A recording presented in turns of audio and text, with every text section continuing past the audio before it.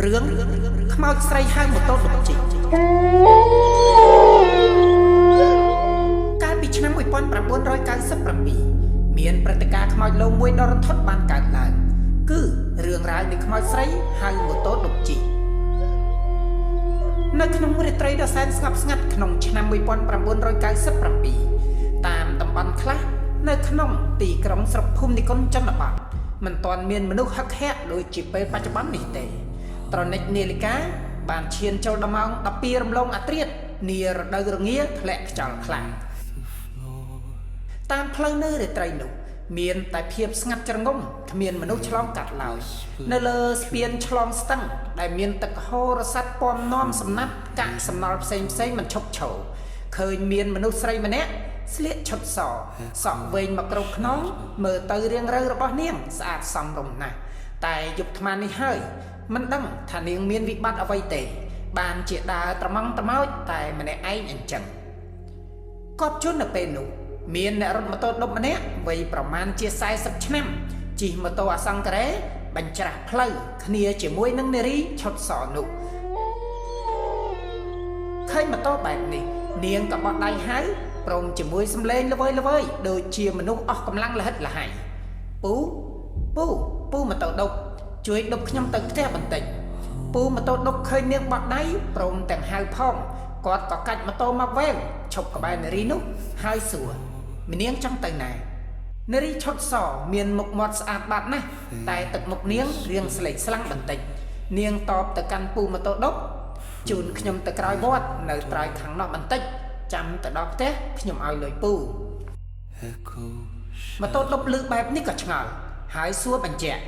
មីនាងទៅក្រោយវត្តធ្វើអីនារីនោះតបភ្លាមផ្ទះខ្ញុំនៅខាងក្រោយវត្តហ្នឹងគាត់ស្ដាប់ហើយក៏ងក់ក្បាលបន្តិចហើយសួរនារីនោះថែមយប់ប្រលប់ហើយមីនាងឯងមកពីណាទៅណាដែរដើរម្នាក់ឯងអញ្ចឹងអត់ខ្លាចទេអេនារីឈុតសតបដោយសម្លេងខ្សើខ្លាចតែខ្ញុំទៅតាមរករឿងប្តីខ្ញុំវាមានស្រីនិងមីស្រីប្តីខ្ញុំហ្នឹងបានខ្ញុំមកតែម្នាក់ឯងអញ្ចឹងស្ដាប់នាងនិយាយហើយពូម៉ូតូដុបក៏ឲ្យនាងឡើងជិះម៉ូតូខាងក្រោយរួចក៏ដុបនាងទៅនៅលើម៉ូតូនារីឈុតសអង្គុយស្ងៀមថ្មឹងដោយរូបចម្លាក់មិនមានចលនាអ្វីសោះចំណែកពូម៉ូតូដុបនិយាយផងកាយវិការផងពីនេះពីនោះមិនឈប់ឈរពេលវេលារំកិលទៅមុខបន្តិចម្ដងជាមួយខ្យល់រងាភ្លឺសម្បុរខ្ញាក់ម៉ូតូដុបបានដុបនារីនោះកាត់តាមវត្តតាមចេតដីមានភ្នូរជាច្រើនឡើងស្ងាត់ជ្រងំគួរឲ្យខ្លាចបន្តិចនារីនោះក៏និយាយភ្លាមពូឈប់ដល់ផ្ទះខ្ញុំហើយពូម៉ូតូដុបក៏ជន់ហ្វ្រាំងឈប់ហើយសួរនារីនោះឯណាផ្ទះម្នាងឯងនារីឈុតសចង្អុលបង្ហាញពូម៉ូតូដុបនោះម៉ូតូដុបមានការភ្ញាក់ផ្អើលជាខ្លាំងព្រោះឃើញព្រាលនៅក្រោមពន្លឺព្រះច័ន្ទមើលមិនសូវច្បាស់ដូចជាផ្ទះថ្ម3ជាន់ឡើងខ្ពស់ត្រដឹមវ៉ាវផ្ទះម្នាងឯងធំហើយខ្ពស់ទៀតតែមិនក៏ងងឹតឆឹងអញ្ចឹងនាងតសង្ស័យអ្នកផ្ទះខ្ញុំដេកលក់អស់ហើយបានបិទភ្លើងងងឹតអស់អញ្ចឹងពូនៅចាំខ្ញុំកន្លែងហ្នឹងហើយខ្ញុំចូលទៅយកលុយឲ្យពូម៉ូតូដុបក៏នៅចាំហើយនាងក៏ចូលទៅក្នុងផ្ទះទៅពូម៉ូតូដុបនៅអង្គុយលើម៉ូតូចាំបាត់ពេលវេលាក៏ចេះតែកន្លងទៅមន់រងាវត្រហឹងឆ្កែលូមកពីចម្ងាយឡើងក្រលួចជាញឹកញាប់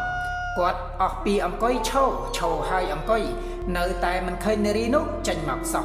គាត់ចាំរហូតដល់ម៉ោង3ទៀបភ្លឺ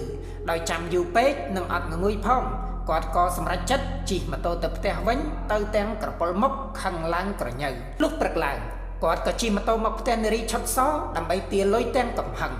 គាត់ខឹងខ្លាំងណាស់ពេលមកដល់ផ្ទះនាងពុទ្ធោមិនមែនជាផ្ទះទេគឺជាបច្ឆាសម្រាប់បូជាសពសោះគាត់ឃើញបច្ឆាដ៏ធំនោះហើយគាត់ស្រឡាំងកាំងជាមួយអារម្មណ៍ញាប់ញ័របាសសក់ច្រងាងភ័យញ័រសាច់តត្រើតដូចជាមនុស្សឈឺភ្លាមហើយក៏ប្រញាប់ជិះម៉ូតូទៅវិញយ៉ាងលឿនដោយអារម្មណ៍តក់ស្លុតជាទីបំផុត From a hidden door